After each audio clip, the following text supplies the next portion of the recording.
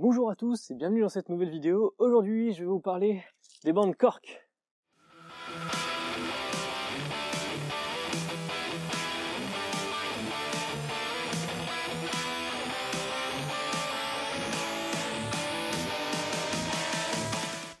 Si c'est votre première fois sur cette chaîne, bienvenue, moi je m'appelle Gaëtan, ici vous êtes sur la chaîne Lempro Knives, et vous allez trouver ici plein de tutos, des vidéos de réalisation de couteaux et des trucs et astuces pour pouvoir mieux vous en sortir en coutellerie. Aujourd'hui on va parler d'un type de bande particulière, c'est des bandes Cork, donc ça se traduit par des bandes liège en français. Je fais cette vidéo parce que il y en a pas en français, hein. J'ai beau essayer de chercher, j'ai trouvé aucune information sur ces bandes en français, du moins sur YouTube. Si vous voulez des renseignements, il faut forcément parler anglais. Et donc j'ai trouvé ça bizarre parce que j'ai découvert ces bandes il y a peu de temps et vraiment elles sont magnifiques, elles sont magiques et elles font un super travail. Donc ce serait dommage de ne pas vous en faire profiter tout simplement parce que vous avez manqué d'informations. Donc ça fait quelques semaines que je les utilise et je vais vous dire tout ce que j'en pense. J'ai probablement pas encore assez de recul pour avoir toutes les informations nécessaires sur ces bandes, mais j'en suis très content et vous allez voir comment on s'en sert, du moins je vais essayer de vous montrer comment moi je m'en sers. Donc voilà les bandes en question, comme je l'ai dit ça s'appelle des bandes Cork. C'est du liège qui est collé probablement à la résine sur un support tissé. Certaines de ces bandes sont imprégnées d'abrasifs, donc c'est les bandes noires qu'on voit ici. Donc du coup elles ont un grain associé et d'autres sont tout simplement du liège pur sans aucun autre abrasif dessus. J'ai acheté toutes ces bandes sur le site Ground Flat Stock, je vous mettrai le lien dans la description où vous pourrez trouver toutes les informations, les recommandations du vendeur ainsi que le prix de ces bandes. C'est un site anglais, donc tous les prix sont affichés en livres, mais vous pouvez trouver facilement une conversion sur Google ou un autre moteur de recherche. Ces bandes sont utilisées pour la finition, elles marchent tout aussi bien pour un poli satin que pour un poli miroir. Sur le site Ground Flat Stock, vous allez pouvoir trouver ces bandes à différents prix et différents grains. De mémoire, il me semble qu'il y a le grain 220, 280, 400, 600, 800 et 1000. Moi j'ai pris les bandes 400, 600, 800 et 1000, tout simplement parce que j'arrête mon polissage aux bandes d'oxyde d'aluminium au grain 400. Donc je reprends avec du grain 400 pour pouvoir ensuite continuer mon polissage. Comme je l'ai dit, cette bande là c'est du liège. Normalement elle est toute de la couleur clair beige comme ça, mais ici il y a déjà beaucoup de pâte à polir dessus, et c'est comme ça qu'elle s'utilise d'ailleurs. Ces bandes ont un meilleur résultat lorsqu'elles commencent à être encrassées. Et pour s'en servir, normalement, vous devez commencer par appliquer un morceau de métal dessus, de façon à casser en fait la bande et les grains qui forment des surfaces un peu trop abrasives, et ensuite vous pouvez les enduire de pâte à polir. Vous pouvez mettre de la pâte à polir sur chacune de ces bandes, personnellement je ne le fais pas, je réserve cette bande-là qui n'a pas d'abrasif déjà imprégné pour la pâte à polir, les autres je les utilise telles quelles. Parlons prix maintenant. Ces bandes sont un peu plus chères que les bandes d'oxyde d'aluminium, c'est en livres donc j'ai pas la conversion spontanée en euros, mais c'est plus cher, ça c'est sûr. Au niveau des Trizact, franchement c'est pas beaucoup plus cher, ou du moins les prix se valent. Et là où ces bandes font toute la différence, c'est qu'elles sont vraiment très très durables, c'est assez impressionnant. Ça fait plusieurs semaines que je les utilise et je ne les ai encore pas changées et pour moi elles sont toujours aussi efficaces. Ce sont des bandes de finition qui ne s'usent pas vraiment. Tant qu'il y a des particules abrasives, elles vont continuer à fonctionner correctement. Et celle-ci, je me demande même si elle va s'user un jour parce que le but c'est justement d'étaler de la pâte à polir. Et donc dans l'état où elle est, là, elle étale la pâte à polir et tant que vous aurez de la pâte à polir, selon moi la bande va fonctionner. Paradoxalement, c'est cette bande-là sans abrasif imprégné qui coûte le plus cher. Comme je l'ai dit, vous aurez les liens dans la description et vous allez pouvoir regarder les prix par vous-même. Attention aux frais de port, étant donné que c'est un site qui est basé en Grande-Bretagne, il peut y avoir des frais de port et surtout des conversions au moment du paiement. J'ai assez blablaté, je vais vous montrer maintenant comment je m'en sers et quelles finitions elles permettent d'obtenir.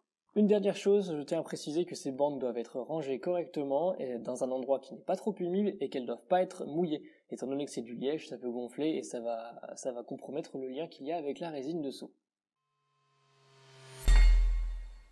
Pour les démonstrations, je vais tout vous montrer sur ce couteau qui a pour l'instant un poli miroir. Je vais donc lui mettre un coup de Trizact 400 parce que c'est comme ça que je procède. Normalement, je fais de l'oxyde d'aluminium pour les grains 40, 120, puis 400. J'uniformise le tout avec du Trizact 400 et ensuite je passe sur les bandes Cork en commençant par la 400. Donc là, je vais attaquer avec la Trizact 400 histoire d'avoir une finition de surface qui soit bien homogène et qui puisse nous donner une base pour commencer.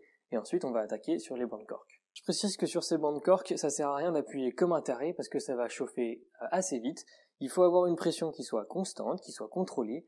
Faites aussi attention parce que ces bandes ont tendance à attraper le bord des objets, à attraper les coins. Donc du coup, il faut quand même bien tenir le couteau.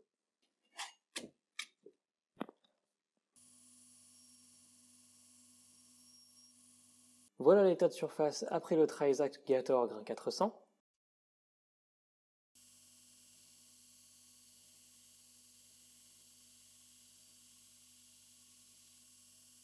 Voilà la lame après le passage à la bande cork 400.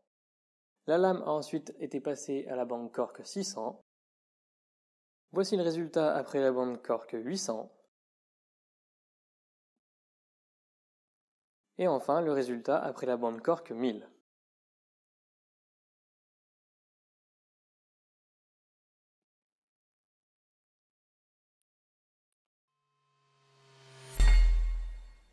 Comme vous pouvez le voir, après le grain 1000, on a déjà une très belle finition de surface et un joli fini satin.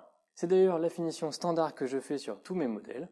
Je vous ferai une autre vidéo concernant les finitions satin que j'ai pu trouver ou que moi je réalise. Donc si vous êtes amateur des finitions satin avec un grain très fin, je vous conseille vivement les bandes cork. Comme vous avez pu le voir, moi j'ai décidé d'acheter et de passer par tous les grains parce que étant donné qu'on arrive à un grain très fin, il devient compliqué de voir quel grain du grain précédent on a ou on n'a pas effacé. Donc du coup, je préfère resserrer au maximum mes grains pour diminuer mes chances d'avoir oublié des rayures des grains précédents. Donc comme je l'ai dit, si vous êtes amateur des finitions satinées, vous pouvez tout à fait vous arrêter là ou à partir de là reprendre le polissage à main qui sera d'ailleurs très rapide étant donné que là on est déjà à un grain très élevé. Mais l'avantage de ces bandes cork, c'est que vous allez aussi pouvoir faire du polissage directement sur votre machine grâce à la bande qui, elle, n'a pas d'abrasif imprégné. Pour ceux qui se posent la question, oui, il est préférable d'avoir un variateur de fréquence et de pouvoir moduler la vitesse de son backstand pour pouvoir travailler ses bandes. Mais moi, j'ai pas de variateur de fréquence, j'ai pas de variateur de vitesse et je fonctionne avec des bandes qui tournent à 23 mètres secondes et comme vous pouvez le voir, je n'ai aucun problème pour me servir de ces bandes-là. Donc c'est mieux si vous en avez un, ça vous donnera plus de contrôle et ça vous laissera un petit peu plus de marge pour les erreurs, mais ce n'est pas 100% nécessaire. Je vous montre maintenant comment je vais utiliser les bandes cork, celles qui s'utilisent avec de la pâte à polir. Cette bande a donc un aspect qui est très encrassé et c'est ce qu'on veut parce que cette crasse justement c'est la pâte à polir qu'on va venir étaler en plus sur la bande. Pour cette bande j'ai trouvé un usage un petit peu particulier, c'est-à-dire que je vais aller appuyer de façon assez forte pour mes premiers passages de façon à couvrir toute la lame avec la bande abrasive et mes derniers passages seront vraiment super légers de façon à étaler cet excès de bande abrasive. Vous allez voir, ça va faire une grosse couche noire sur la lame. Quand je dis léger, c'est vraiment léger.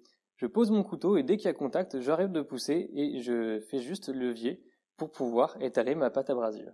Si vous appuyez trop fort, vous risquez de créer d'autres rayures qui viennent du fait que le liège reste quand même un petit peu abrasif par lui-même. Ne vous inquiétez pas, ces rayures-là sont ensuite facilement enlevables, vous pouvez toujours retourner au grain 1000 d'en dessous ou tout simplement repasser avec la pâte à polir et la bande abrasive pour pouvoir enlever ces rayures.